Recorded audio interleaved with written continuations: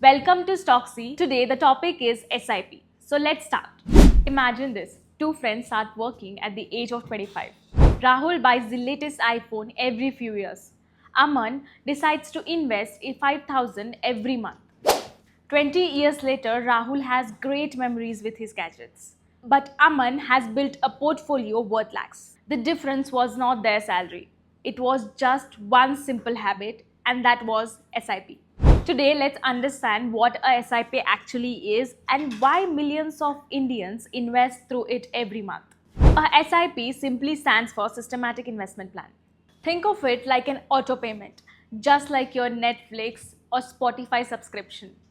It gets deducted every month. A SIP automatically invests a fixed amount into mutual funds every month, and that's it. And the actual investment happens in mutual funds. Let's say you invest 5,000 every month. Some month the market is high and some month it's low. Instead of worrying about is today is the right day to start, SIP keeps investing automatically. When the prices fall, your money buys more units. And when the prices rise, your money buys lesser units. Over the time, this helps to average out your total purchase cost. This is one of the reasons why long-term investors prefer SIP.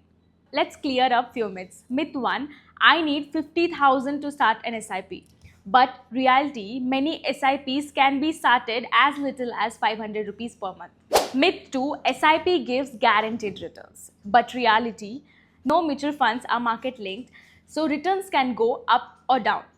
Myth 3, I will start when the market crashes. Reality, nobody can consistently predict the perfect time. SIP helps you invest regularly instead of trying to time the market. If you're investing for goals, SIP is designed to help you invest regularly instead of trying to time the market.